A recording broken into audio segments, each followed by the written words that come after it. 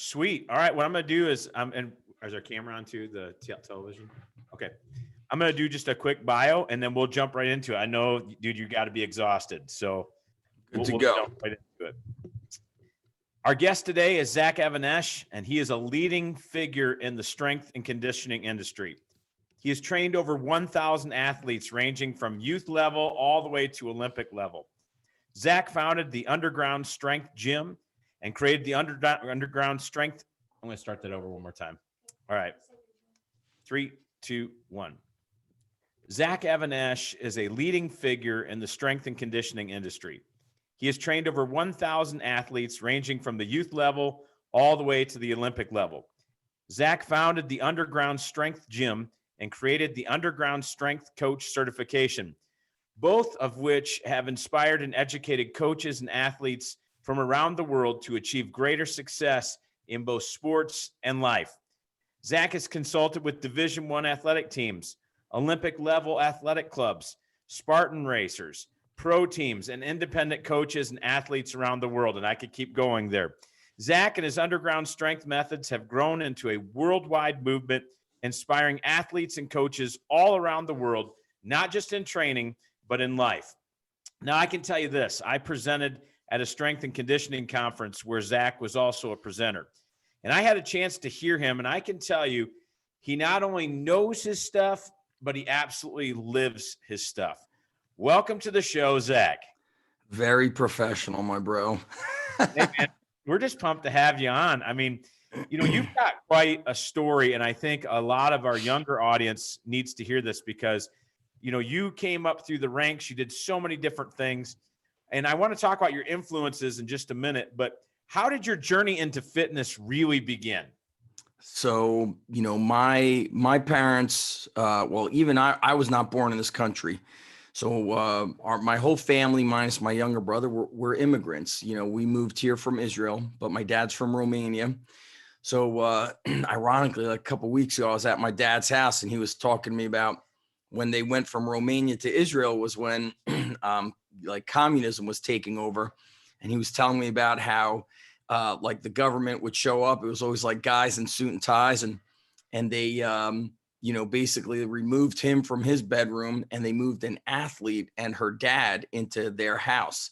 And she was a swimmer. So my dad grew up in, athletics. When he grew up in Romania, he told me, it's like, we've heard of this from the Russians and Eastern Europeans, is that every month the kids would, line up and get measured and weighed in their boxers, and sport coaches would look at what their physique was best suited for.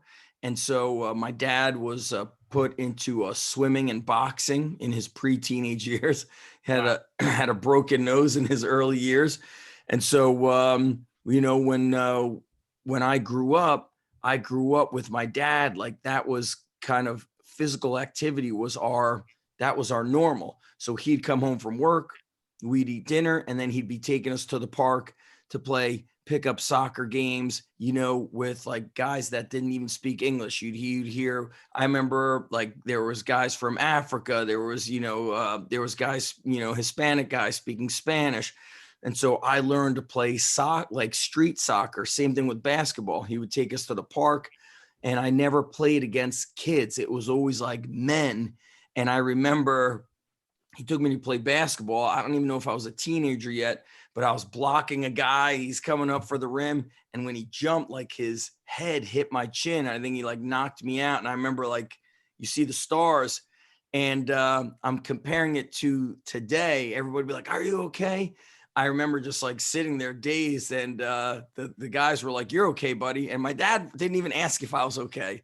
So I grew up with that, and my older brother was like a extremist with trying to get into fitness and running. And these are, the 80s, and he would read Muscle and Fitness, Muscular Development. He would buy these magazines and buy books.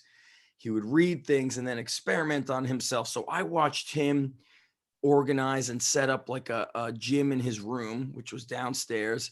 He took me with him to the mall to go to Herman's Sporting Goods to buy plates. We put them in our backpacks, rode our bikes back.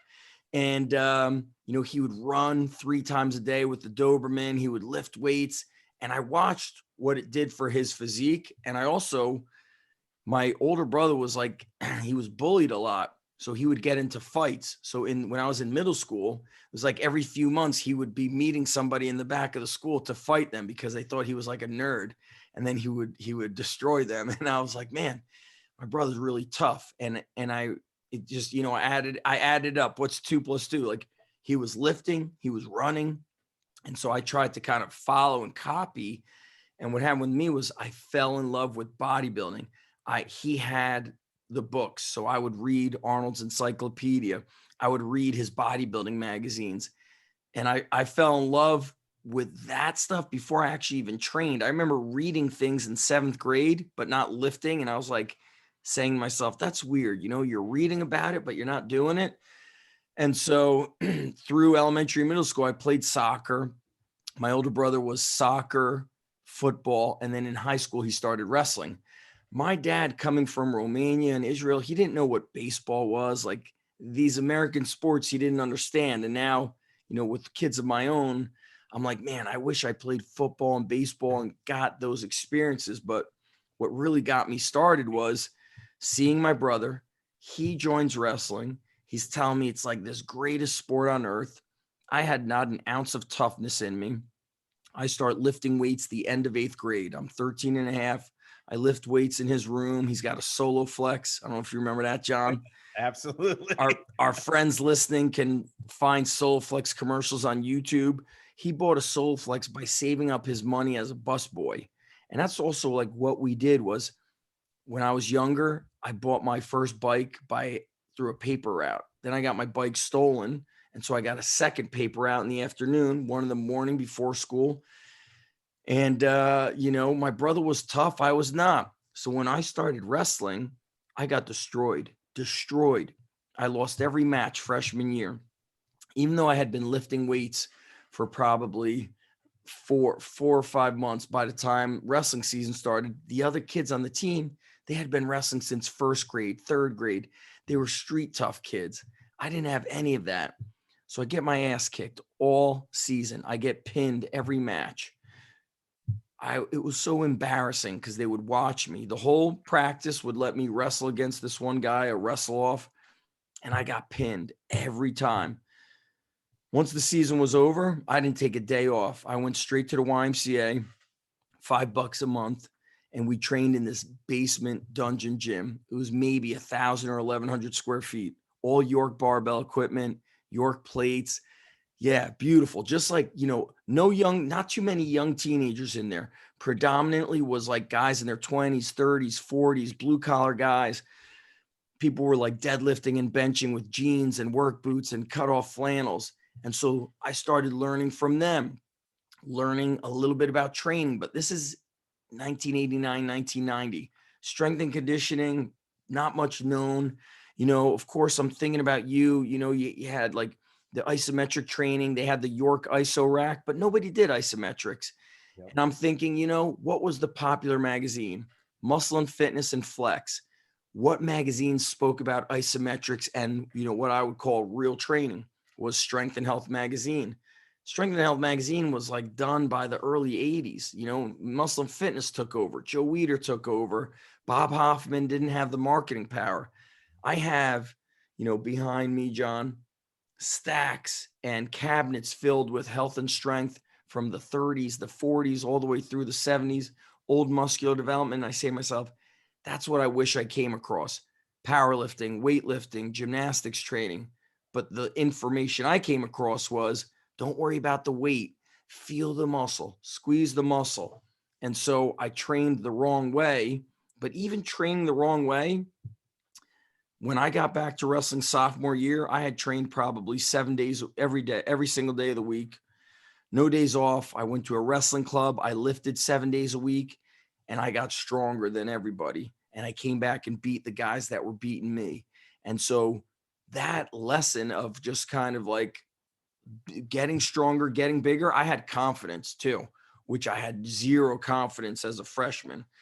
And so that was the beginning of my training. And when my training really took the turn into this kind of like power bodybuilding was probably in my In my late teens, I started competing in bodybuilding. But when I got out of my late teens and I started training alone, I started like reading and rereading Arnold's encyclopedia. And I just looked at the physiques of the guys.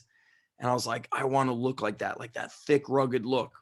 And this gym that I joined was called Diamond Gym. And the owner was like a golden era guy. And so the whole place was like old York plates. It was in an old bank. So like the leg room in the back, I think it was like where the vault was, there was little rooms. Oh, it was beautiful, but everybody lifted heavy. So like it was not odd for me to see guys incline benching 315 for 6, 8, 10 reps. It was not odd to see bodybuilders squatting 5 plates. That's how they lifted. And so that gym was a throwback. And I started learning from those guys the most. They would finish training, they'd sit out front. You'd see guys eating steak and eggs. They had it in their Tupperware. And that gym, it was not just bodybuilders, John. It was bouncers who worked in New York City because we were like 25 minutes from Manhattan. It was like kickboxers. It was bodyguards, And so these guys were all big and strong. And guess what I saw my first day walking in there? Guys doing rack pulls, bodybuilders with 6 plates, traps busting out. And so it was like, I was like, this is where I'm going to learn. This is where I'm going to learn to train. And that was the beginning, I think, of me taking my strength to new levels. And then when I kind of got into strength and conditioning is after I tore my ACL. So in my mid-20s, I got into jujitsu, shoot fighting. That was like the early days of MMA. They called it no holds barred, NHB. So we're talking like 02, 2002, maybe 2003, I tore my ACL in training. And that's when I said, man, I'm so big. I'm so strong. I look this tough, but I keep getting injured. I had broken my nose. I had torn my shoulder. This was going to be my second knee surgery. The ACL was serious. And so I said, I'm going to study how the best wrestlers in the world train, and I'm going to help other wrestlers. So I started researching Russian wrestlers, Russian wrestling training. And in the early 2000s, as you recall, the internet was super like new, right? With information. So I luckily came across 2 resources. I came across Westside Barbell and Elite FTS. So Dave Tate, Jim Wendler, Louis Simmons. And I started researching how the Russians trained, and I started kind of training myself. So other strength coaches nowadays, John, they do an internship through college. Like I was a phys ed teacher. I was a wrestling coach. I had a bodybuilding background. I got into the strength and conditioning or the sports performance in my late 20s. So I wasn't technically a strength coach till probably, let's see, I may have been about 28, I'm almost 45. So, but I started coaching in 95 as a fitness coach in a hospital fitness center. So, it started my brother. It also started, I'll say this, John, this is interesting. I live in a small town, beach town, real nice, My wife and I grew up in Edison, New Jersey, which is a pretty rough area. And I always say, like we moved out of there because we wanted our kids a better place, right? That's what you do. You are trying to protect your kids. And I'm like, dude, I got punched in the face in 2nd grade. I got my ass kicked probably every year. But like in the town we live in, nobody's punching my son in the face. Nobody's stealing his lunchbox. Nobody's bullying him. And so I remember in middle school doing push-ups because I was scared of some of the older kids in the neighborhood. Like I wanted to have confidence and have some self-respect. And if they did want to fight, I wanted to at least put up a fight, And so today I feel like kids, they don't train until their parents find a person like me, which is not good because I don't want you to have a strength coach just so you could do push-ups. You should do that stuff on your own. And so when I started kind of doing the strength and conditioning as a business, it was out of my parents' house and then out of the first house I bought. And because back then the resources for purchasing equipment was so limited, you had really commercial equipment. It was so expensive that I was like, I just got to make stuff. And so that's how I started making sandbags.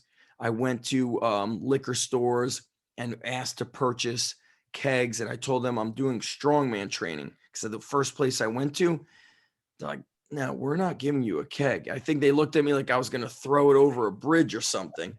So I said, I do something called strongman training where I carry stones and kegs. And I said, maybe you've seen World's Strongest Man. And they're like Franco Colombo who carried refrigerator. Yeah, that's what I do. So like, all right, it's $20 for the recycled keg. So I learned how to build these odd objects. I remember filling the kegs with water and trying to figure out how to seal them shut. And so those early 2000s was making the equipment, making things happen. I would buy equipment from classified ads. There was no Craigslist. There was no eBay. I went to Newark, which have you ever flown into New Jersey, into Newark? Absolutely. Yep. All right. Newark is like one of the murder capitals of New Jersey. So I remember I was like, all right, going into Newark, I'm going to put some money in my pocket, some money in my sock, a little bit more in my underwear. If something happens to me, they could get like 1/3 of the money. And that's how I purchased some dumbbells from a guy in Newark and a flat bench. Then there was a place that would sell, they would like go in and refurbish equipment, or they would buy, gym would close out, fitness center would close. And then they had a basement with like used stuff that they thought was like junk. It was York, Dan Lurie. It was like pro style dumbbells welded together. I went and would buy stuff at 25 cents a pound, 15 cents a pound, And so I started building the garage, and I would come across like Brooks Cubic Dinosaur Training, Dr. Ken Leisner. I started coming across, I think, the right stuff. I wish I would have came across it earlier. And so my, business began out of a garage. And then in 2007, started my first warehouse. And now it's 2020. And right now I have 2 facilities. This facility is like primarily all athletes, few adults. Then my other facility up north is a blend, primarily athletes, but we do have adults. And like now, that bio of me training like 1,000, I train 100 to 200 athletes a day. Yep. So now it's like 1,000 a week. 1,000. Absolutely. And that's the thing. When I was looking that up, I'm like, that has to be a little dated, because last time I saw you, you were doing this, and it's so crazy. I got to ask, how long did the rubber last on the Soloflex? How long did the bands last? Those bands, I was thinking about them. They were so like thick that you couldn't really have any speed. And I sold it on eBay so long ago that like it was, people would like come and pick stuff up. So back then eBay was like an early days Craigslist. Yeah. So I sold that thing probably in, I don't know, 04, maybe 03. And the bands lasted. So I would use a Soloflex, bench. You would squat, but the squat, you started from the bottom. And I wish I would have had, a mentor in this kind of like strength and conditioning era. But back then, those guys were in their garages. Even at the college level, John, in the early 90s, they were doing HIIT training. One of the kids I trained, his dad's a NFL coach. He's not a strength coach. He's a position coach. He played football at Penn State in the early 90s. And there's a video of him going through like high intensity, one all out set on Nautilus machines. So even, the strength coaches of the early 90s, they were doing bodybuilding or they were doing HIIT training, Absolutely. And, you talk about the muscle mags. I mean, I had piles of those things. Yeah. I mean, I had the Arnold book was so massive. I have it in my basement still, and I had the paperback version, but that thing is massive. It's like a phone book. Yep. Look at all these things. And, our family, what we had was actually the concrete weights. We didn't have the Soloflex. We had the plastic, the concrete with the cement, plastic. Yes. Sand. And some sand, we had a little bench, and then we go up to the health club. It was all Nautilus machines. Yes. And so we did Nautilus, but nobody really knew what was going on. We just go through the circuit, felt like you got a good workout. Everything was trial and error for so many years until, for me, it was an Iron Man magazine, Iron Mind ad Oh, that really changed everything. I'd been making my own stuff, doing my own stuff, when was seeking out. that? When did you get an Iron Mind magazine? Early 2000s? Oh, it was Iron Man, the old Iron Man magazine. Yeah. So Iron The Man, old one. I have yeah, them from the 70s. Casey yeah. Viator on the cover. They were great. This would have been sometime in the 90s, I believe. Iron Mind used to advertise their grippers Oh, in yeah. Iron Man. Yeah. And so through Iron Mind, one of my first books that radically changed my training was Super Squats. Oh, That the was my very best. first thing when I said, I'm training wrong. I'm not getting this. And then there was an ad for books in that. And I got the Brooks Cubic book, the dinosaur training. That was like That, 96 or so. He wrote that book. that was a radical shift. Now I've been training that whole time and making up my own stuff and doing loaded carries and walking, but it was all trial and error. I'd never really seen anybody kind of put it all together. Yeah. Say, wow, this really is a system. It's kind of hidden secret, stuff, And so it was out of that. And I was the same way. I made all my own stuff. I remember when I wanted to get into kettlebells, when kettlebells first came on the scene, because I was like always on the edge. I'm going to experiment with whatever I can. Yes. Always doing experiments on myself.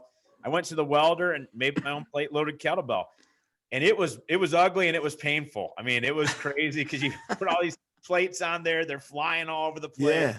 Yeah. I told a guy the other day, I remember when I read some books about thick handled dumbbells that the old timers would use. Yes. Well, I couldn't afford to get those. Iron Mind had them, but I couldn't afford them. They were And expensive. so I just bought a ton of duct tape and would go down and buy these cheap dumbbells and make my own thick handles with duct tape. That's what I did. We did had a dumbbell and we took like string, wrapped the string around it, and then tape. Everything was made. And then, we got people that started fabricating things. Of course, Elite FTS works with, I think, Williams Strength. They were down in South Carolina. Sornex was making stuff. But you're right, the machines. So like even in high school, a buddy of mine trained at a place called Woodbridge Racket Club or Woodbridge Health and Racket Club.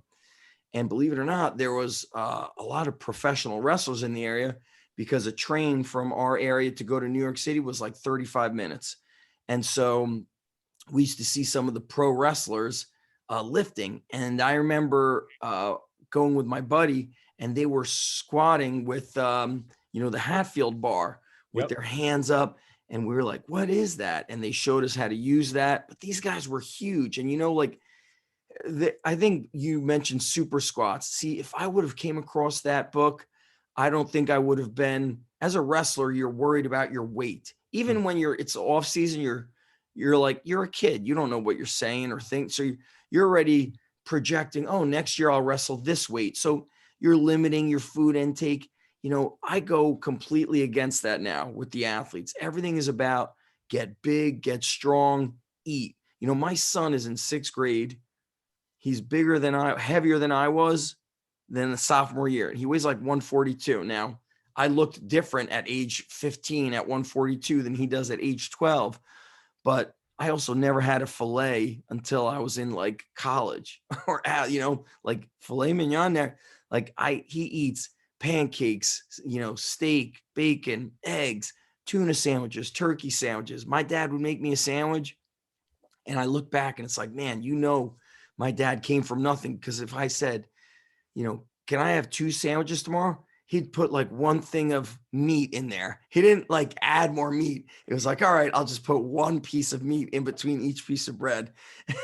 And so it's like, I look back to how my dad had to grow up. And I wish, my dad, when we were growing up, his thing, he just worked so hard that parents back then didn't have time to they're not figuring out how to get you speed and agility crap. We played manhunt and I rode my bike, I think something like 8 hours a day minimum in the summertime, outside at 7 a.m.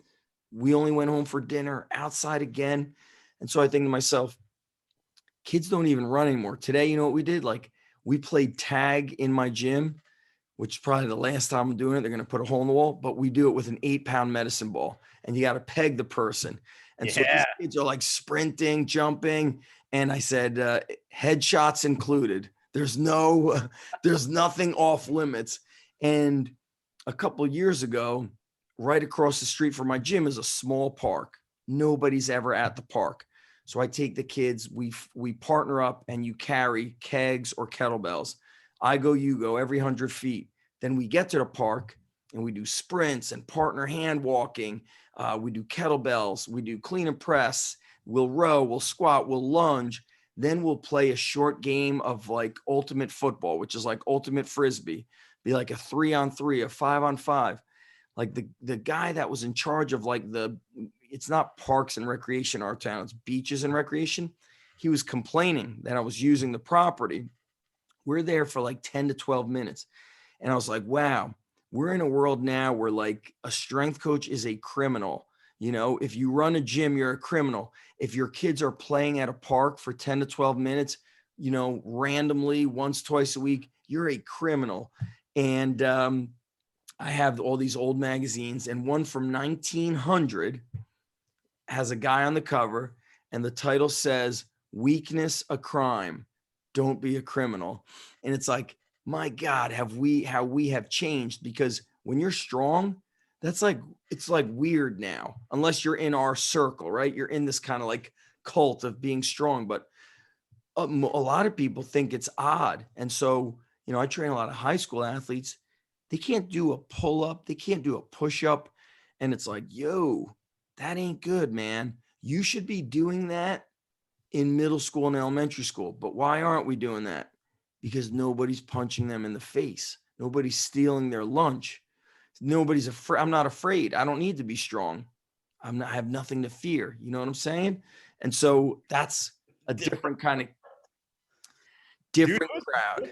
Yeah, it's a different world. I mean, we lived in, you know, you settled your own fights in school. Yeah. You know, there was no, you know, system of calling your parents to take care of issues. Yes. Like that. You know, it was, you had to learn to fight for yourself.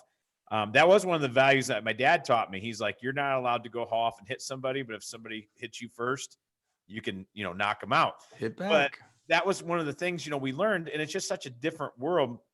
A lot of the training and agility that we have to teach today with students is stuff that you should have learned as a kid. Run around. I mean, we played tackle football all day long. Before school. We went to school early to play tackle football. No pads, no nothing. You know, it was just, it's a different thing. And so it's really a lot of kids relearning stuff with their vestibular system and things that would be natural to them. They need the free play. That to me is, there's a guy, Jeremy Frisch, and I was thinking of him because you mentioned dinosaur training. So a guy, when I opened my first location, he was a student of like Dr. Ken. He did all that high intensity training, played football at Temple University, and then he was getting drafted into the NFL, but he opted to go to seminary school to be a priest. So he stood outside of my gym. I never had met the guy. He had a bag filled with the Brooks Cubic Dinosaur Files, the newsletter, Dr. Ken VHS tapes. And so I'm reading this Brooks Cubic newsletter, and I see my buddy, Jeremy Frisch. And Jeremy Frisch is talking about dinosaur, you know, everything was like dinosaur cardio.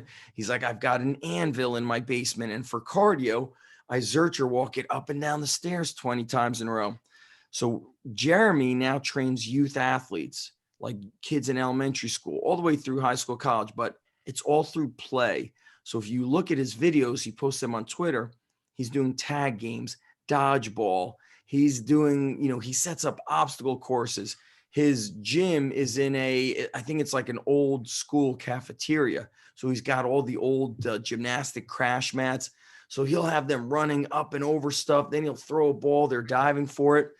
They do all that. Then as they get older, they deadlift, they power clean, they do all this, but he's built them into athletes. And what's so interesting is, you know, he had the dinosaur training knowledge, you know? And so we're talking about this like strongman training, tag games, tackle football.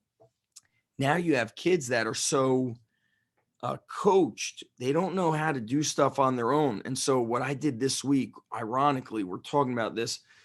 is I'm coaching like 9 groups a day. It's exhausting. Yesterday, I was like, you know what? I got to break up the monotony for myself and the kids. So I said, all right, 8 kids in the gym or 10 kids, however many I had. I said, each person has to come up with something, and that's the part of the warm up. I said, it doesn't have to be jogging, skipping, karaoke. Like, don't think that way. You could use weights, you could do whatever. So one kid grabbed, everybody get a 5 or 10 pound plate. He put timers on. They did all the arm circles with the weights. Another kid pulled out hurdles. Another person was like, partner passing the medicine balls. Then they started saying, all right, we got to do 5 push-ups, then sprint down and back, or we're doing a relay race with the sleds. And then as soon as you're done, you climb the rope. And I was like, this is what they need to do. This is how, like, if you look at old Russian and Polish, weightlifters, this is what they were doing. And so then I let them create their own lift, their own workout. They were going, I couldn't believe the volume, what they did for sets and reps. So it was like 5 sets of 5 deadlifts. They did sumo. New guys did trap bar. And then they did incline barbell bench. I was like, damn, we haven't incline benched in a while. They were creative. Then they did front squats to a box. I never do that. They just got creative. And so it reminded me, like, they need freedom to create. And if a coach is always organizing, it places limits on them because you're too smart. You're like, let me just do 5 sets of 2. That's optimal. I don't want to do 5 by 5. That's too much. They did 5, one group, each group did their own workout. One group did the deadlift for 5 by 5. Then they did high rep upper body work. Then they went to do heavy Zercher squats. I wasn't going to be like, oh, that's not in the correct order. They didn't know, and nor did they care. And it was actually better for them. And then it was interesting. Then the next group, they all deadlifted, ironically. Then the next group, instead of high rep upper body, so that first group did, like, their upper body work was like dumbbell bench for 20, kettlebell shrug for 20, face pulls for 20. I was like, damn, all right. The next group did it for sets of 5 and went heavier. And so it was interesting to just kind of give them the freedom to train and create. And I've always said, like, I don't run a business to keep them. I want them to be empowered and to have like accountability and the ability to do things as an individual. So if something ever happens to me or to the gym, they're not like lost. I want them to be empowered. And so with this whole COVID thing that happened, John, I'm at a high school also full time. We were schools were basically like shut down in mid-March. And so from mid-March up to mid-September, I didn't see the kids. That's 6 months from the high school. Kids came back, 3 out of 75 kids came back bigger. That's like what's 3 out of 75? It's like 4.5% improvement. Kids couldn't do a body weight squat. They forgot how to do push-ups. They were weak. And then what did we have all in the first 3 weeks? My hamstring, my quad, my knees, my ankles.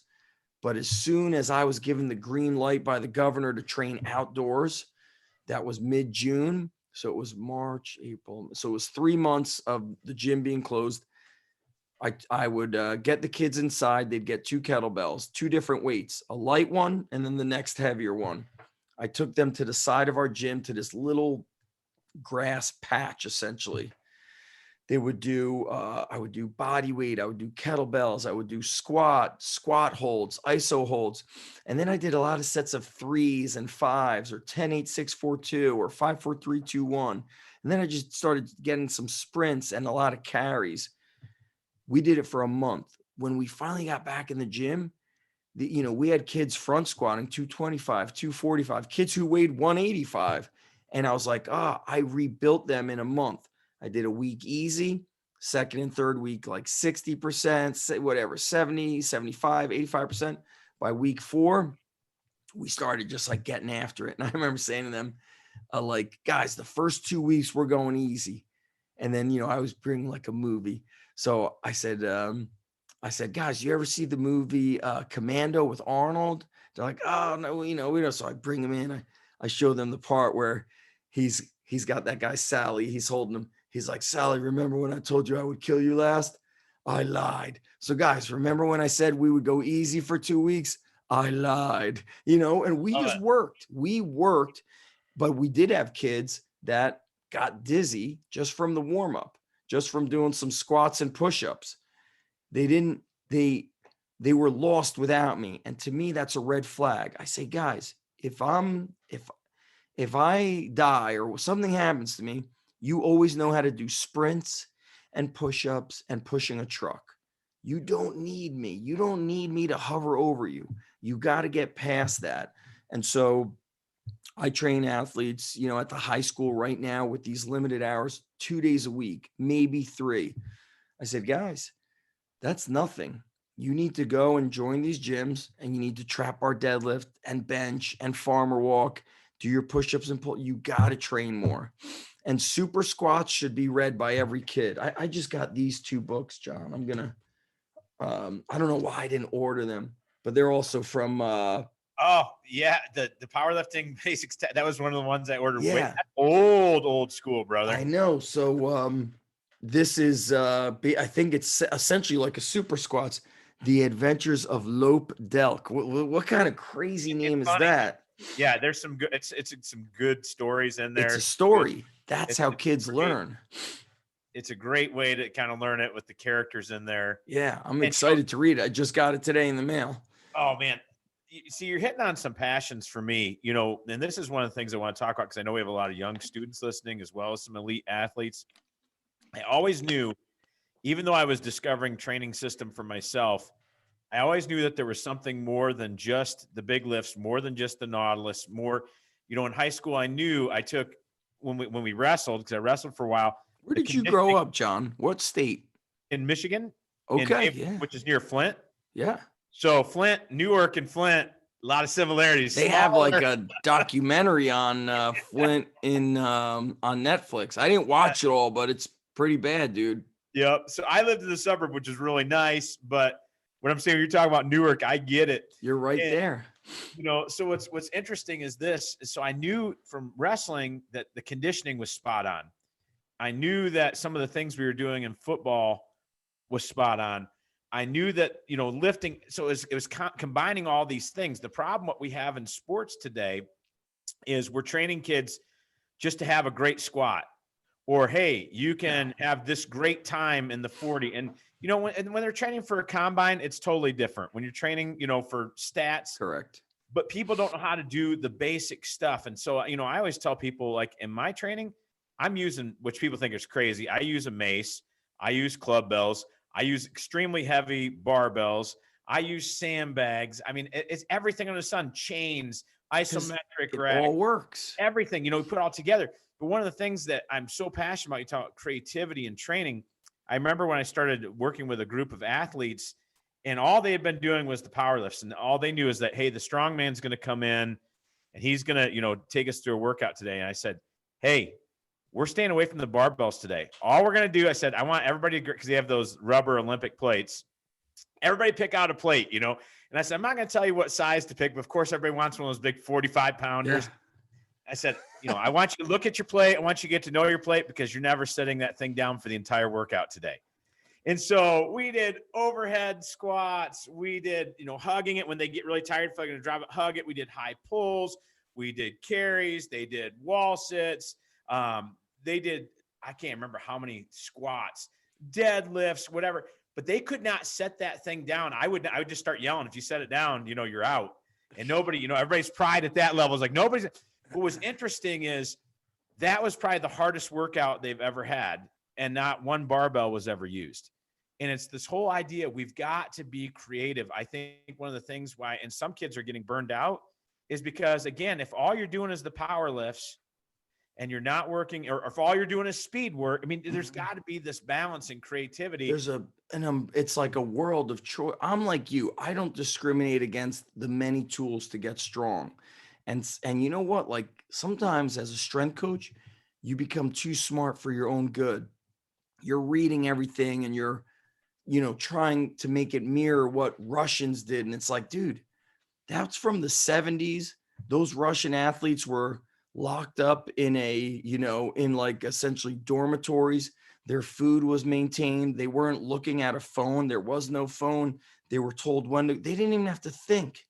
So today is such a different world. And you know what, you mentioning all those high rep squats. So I remember when I trained a kid who was very strong, big kid, football player. He had finished senior year. It was the end of senior year, high school, and he was going to a Division three college for football. He could trap bar deadlift 495. He could floor press 315. He could box squat 405, but he could barely do like a body weight lunge. He would like stumble everywhere. Push-ups were a struggle. We had to elevate his hands, but he could bench 315 for like 3 to 5 reps. Farmer walks. After one set, his grip was done. And I remember, oh, he's strong and useless. Like he has the records in his high school weight room for squat, bench, and, you know, they call it a clean, but they do like a jumping jack back bend. Yes. And I said, dude, we're not touching. I did what you said. We're not touching the barbell. You need to move. So we started, this is early days, you know, battle ropes were very new. We started using battle ropes. I did always a lot of sleds. I remember speaking with Louis Simmons in the early 2000s. He would talk to me about training for time. He would train wrestlers. You know, they would do things for like 5 minutes nonstop, throwing medicine balls, you know, moving a kettlebell. And then you read about later down the road, Vasily Alexiev doing 100 reps of snatch throws with a 220-pound barbell. You learn about this like different types of strength. And you mentioned that plate workout. We have a kid. He's at one of the University of Alabama's. I think it's like Monroeville. And he's a kicker. He became a meathead. He started out in middle school, 7th grade. He was a legit 82-pound kid. Senior year, he leaves at 182. So he gains 100 pounds through 5 years, which is not really crazy. It's 20 pounds a year. It's like 1.25 pounds a month. You know, it's not 1.5 pounds a month. You know, you and I know that's not out of the ordinary. That's pretty normal. But people hear, oh, he gained 100 pounds. He used to do this thing called the conveyor belt. He was like a very like energetic kid, especially when he got bigger. So he would take all the bumper plates off of the one squat rack and pile them up. And then the kids would line up, and you had to do 10 curls with the 10-pound plate, keep going down. Then the 25, the 45, it would go down, would come back. But they would do both sides. So it was like 10, 25, 45, then again. And then the kids started changing it. They'd say, we're going to do curls going down. We're going to do triceps going back. We're going to do it again. We're going to go overhead. And then on the way back is curls again. All right, you can't curl it. You have to ISO hold it. If you can't do reps in the press, you have to ISO hold it overhead. And I'm thinking to myself, one day I'm like, man, these kids are doing a lot of work. And I'm noticing like their shoulders and arms. And I added up and I'm like, we just did everything we do. And then they just did 360 reps of work because they had 10 plates and they did all these exercises. So thinking of all that high rep stuff, what about the Indian wrestlers? They do, if you watch them wrestle, when they're done wrestling, they don't just sit. They go and do their Hindu squats, Hindu push-ups, and rope climbs. It's like a nonstop go. And that's why they're so thick and not shocking to me. Now we have Indian wrestlers placing in the Olympics. They were not competitive at all. But now that, you know, the internet gives you access to technique and wrestlers travel more, their physical training or now their wrestling training has matched their, you know, elite physical training. Definitely caught up for sure. Yeah. You know, they're training and it's like one of these things, you know, it has to be functional. It's one of the things I appreciate about your book. It's one of the things about, I mean, for those that don't know, Zach's got probably 100 programs out there, you know, yeah, amazing wealth of knowledge. Is that we have a whole lot of kids for too long that are focused on the show and they can't go. I had a student, and this is not a negative thing. It was just where he was starting from. He was the top bencher in his class. And I said, how much do you bench? And he threw out the number. I brought in the bamboo bar. The earthquake bar. Yeah, I have it. Couldn't do 100 pounds. couldn't do 100 pounds. I said, here we've got obviously some big problems because, hey, you've learned to bench heavy, but you can't do the stability stuff. And It's an so, accident waiting to happen. yeah. And so that's why I appreciate so much in what you've done with your athletes, and just keeping us moving here, because I want to be sensitive to your time. What are some lessons that because this is what I know, you try and take, there's carryover from their training to real life. What are some of the lessons that you try and take with students that, hey, when you go through these workouts, when you're a part of this brotherhood of the underground gym, because it's a brotherhood, when you're a part of this, what lessons carry over to real life, and what are you trying to pass on? I had this conversation with a couple of younger kids today, freshmen, because kids come from like these schools. So then their friends start joining up, and they were asking about this one kid who stopped. And I trained his older brother who would also come and go, come and go. And they're like, why would you ever want to stop? And I said, guys, some people, this is too much. It's just too hard emotionally. They need the break. And I said to them, it depends what your goals are. And so this one kid, I'm going to show you like a picture. He's a freshman. He's not a normal freshman. This is him doing shrugs. He's a big kid. Yesterday, he did trap bar deadlifts with 405. He's in season. And I was like, him and the other kid, I was like, guys, don't you want to do a shorter workout in season? They're like, no, give us more. That's a different attitude. And I said, guys, if you can apply that attitude to life, and I said, academics, work, you're going to be at the top. And then another kid, I trained his older brother. He's a senior. He was talking to me about a job he had applied for as a busboy at a pretty big restaurant in our neighboring town. And I said, did you call them back? You know, you did the interview. He's like, I didn't. They said they'd call me back. I go, give him a call tomorrow. And I go, let me tell you something about a guy that coached for us once. He became a policeman, but he interned. And on his first day, he showed up early and worked out with the coach. And then he vacuumed. And I didn't tell him to vacuum. He vacuumed. And I said, he did a job I didn't tell him to do. I said, I used to see him picking up like little, thing of garbage here, whatever, a little piece of paper or something, little thing. I go, that's what you got to do. If you work at this restaurant, don't wait for them to tell you, clean this, do that. I said, do it before. Make everybody else's job easier by being just like elite. And some kids grasp that, some don't. And training with me is tough. And, as you know, if you want to succeed in sports, athletics, easy training is not going to help you succeed. It's going to have to be tough. And not everybody likes that. Some people want comfort, or the sports season starts. I'm too busy. I can't do it. Like the world's going to end. I've got homework. And kids from their same team are showing up and having no problems with it. And so, being great, that's not what everybody wants. Some people just want good enough. And I'm careful to kind of allow those good enough people to mingle with those that want to be great, because they could slow you down. And so I really try to teach kids that like the discipline towards training, that could go to any aspect of your life. When you get older, that discipline can be in your relationships, to have a good relationship with your spouse. That takes dedication. That takes putting in the work, that just like what training. And so I always try to use the strength and conditioning as a vehicle for success in life. And the heartbreaking thing, John, is when kids just kind of deny it. They don't want to kind of take your advice. So like working at this high school, some kids it's optional for them to train with me. Some kids don't want to do it. You'd imagine you're a football player. Don't you want to get bigger? Don't you want to win more, play more? Some don't care. And that's the scary part to me, is like, I don't like being around that. But then it's like, what kind of husband will he become? What kind of, employee will that person be?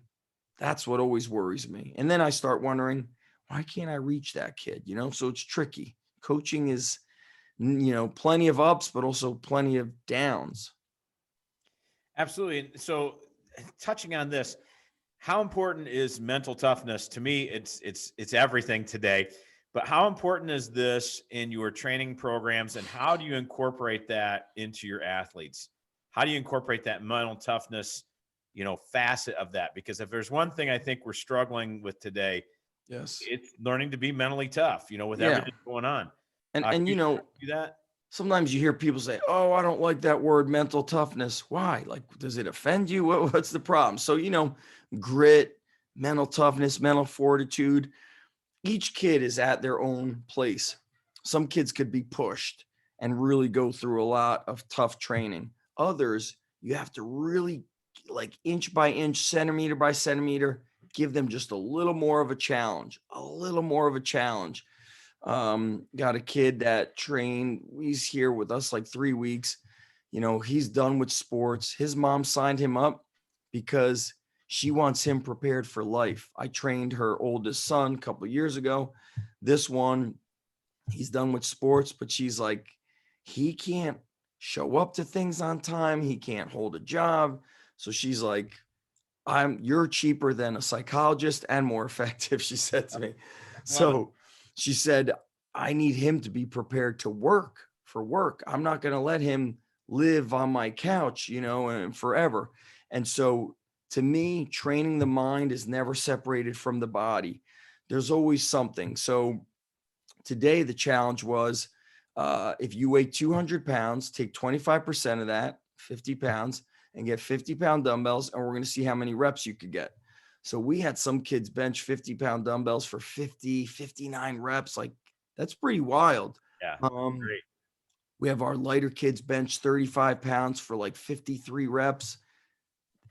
Normally I wasn't thinking like that, but I'm like, let me give them a different challenge. And what happens is they become competitive. You got to learn to compete, and they learn to handle pain, and they learn about themselves.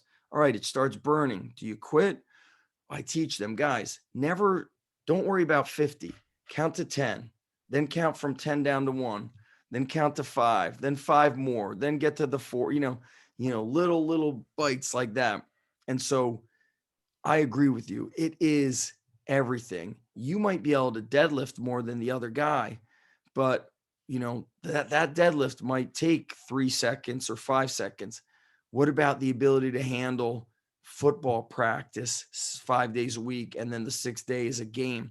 What about the ability to be a listener when they're going over, film? And then, look, I've got some athletes, they just refuse to, everything, always something hurts. They always need an adjustment. They always have to go light. They always have to go easy. And then I sit and think to myself, I think I got to pull this kid aside and say to him, listen, if you can't stop these excuses, your life is going to be a mess in the future. You will be fired. You will not be able to be married. You won't be able to handle anything. And so the mind is everything, John. It's everything.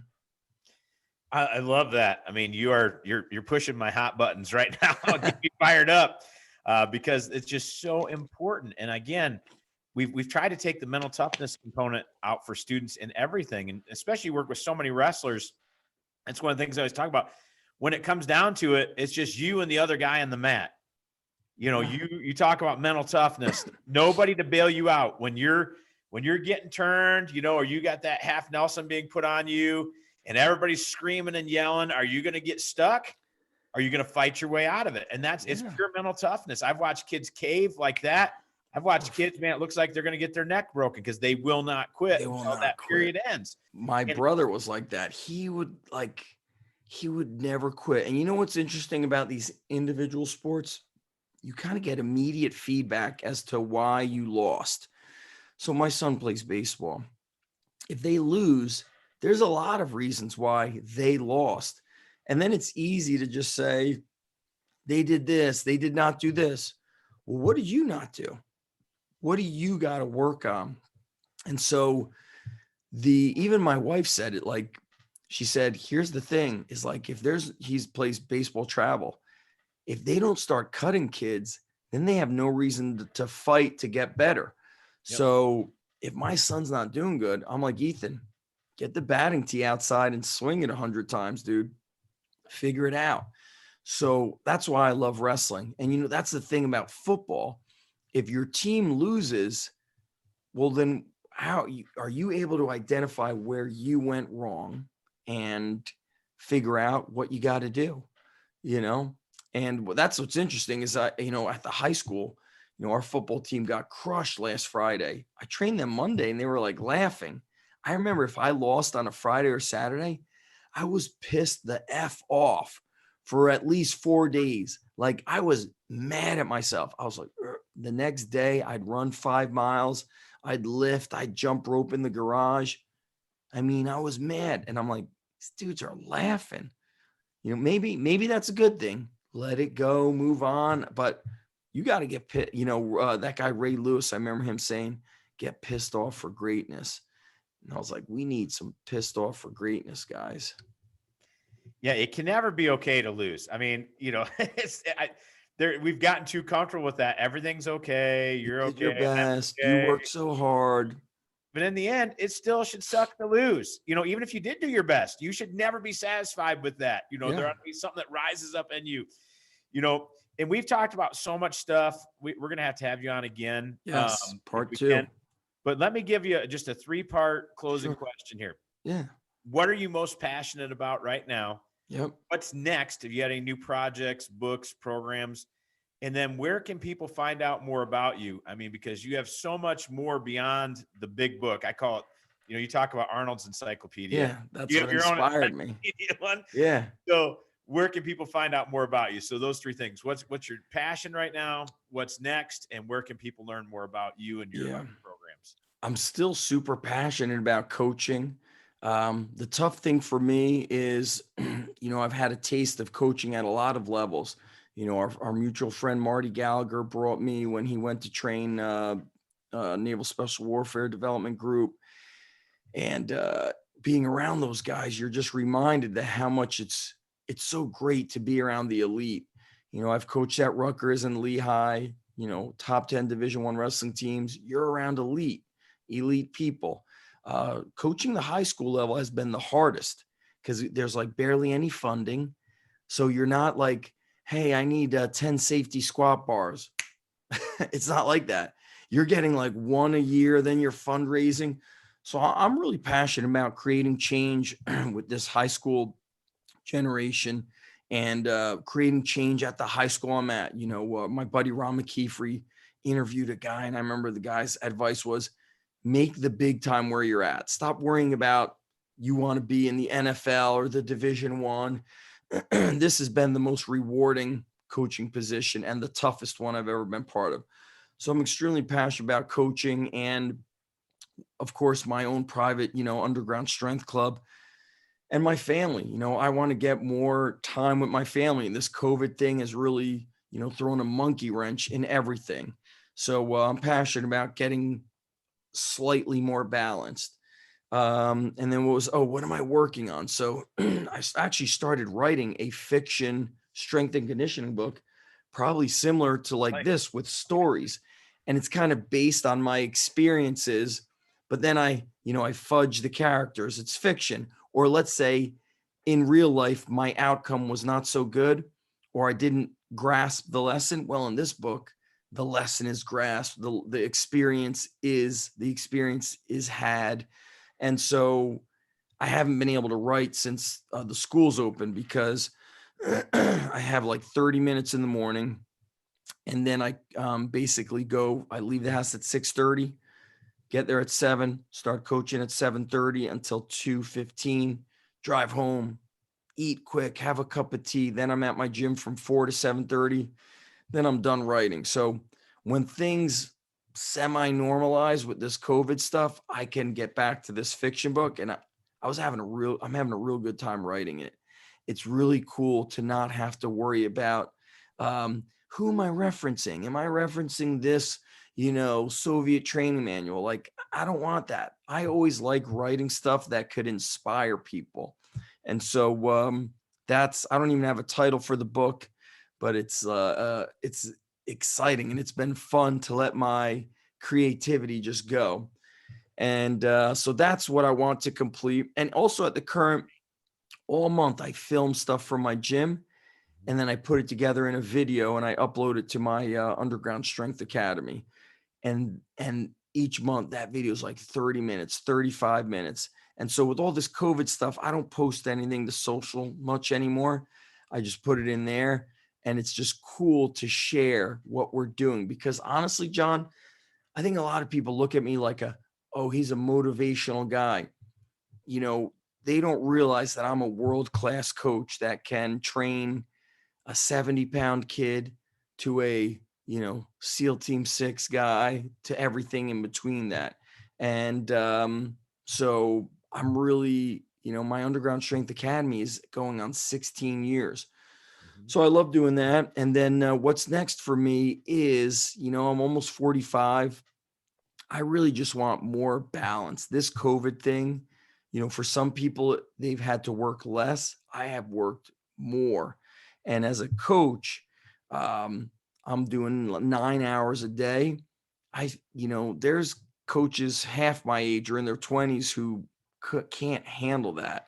And so we spoke about mental toughness and grit. I've often said that great strength coaches need grit. They need mental toughness, because I'm kicking ass at 7:30 a.m. and I'm kicking ass at my last 6 p.m. group. And so just what's next for me is, like, I'm a simple man. Like, I'm not looking for crazy, something big. I want to finish that fiction book, and I want a little more balance. But for the kids I'm training, the groups have been amazing. Right now, the culture of the Underground has been better than it's been in years, which to me is like, man, we've got like the right kids. As there was a video out by what's the guy's name at Alabama? Why is it the football coach? Oh, Nick Saban? Yeah, I don't know why that's something. Nick Saban's got a video out about, he's like, mediocre people don't like being around high achievers, and high achievers don't like being around mediocre people. And he goes, so I'm always trying to get the right people on the bus and get the wrong people off the bus. And sometimes the wrong people get on our bus. They slip through the cracks. They do a trial. I'm thinking, all right, this kid maybe could turn the corner, but some kids just don't want it. They take your energy. They take the energy from the other kids. And so when I got the right people on the bus, like these in-season football players, they want to do more. Whereas some of the kids I'm training at my high school, this hurts, that hurts. And it's like, dude, we've won one football game. And these kids that are training for over an hour are undefeated. Maybe that's why, maybe. So I'm constantly trying to get the right people on my bus, because I like being around high achievers. I love it. Okay. And then finding me, we got a Strong Life podcast. Go to zachstrength.com, ZACH strength.com. That's my newsletter. I think my newsletter is awesome. People love it. It's a blend of information, sample workouts, motivation, stories. People love it. And you got undergroundstrengthcert.com, undergroundstrengthcoach.com. If you Google my name, you're going to find kind of the whole tree of Zach Avanesh and Underground Strength stuff. Yes. I love it. I love it. I want to thank our guest, Zach Avanesh, for investing in all of our listeners today. Thanks for being on the show. John, great time. Thanks to everybody for listening. And it was fun, man. It was great to connect. It's been like 5 years. It's been forever, man. It was 4 or 5 years ago we spoke together. Yep. Marty was there, the whole gang. It was great. Yep. Well, thanks again. Thank you. Boom. Hey, man, we're cutting here, but I got to get my son-in-law to listen to this, because he's teaching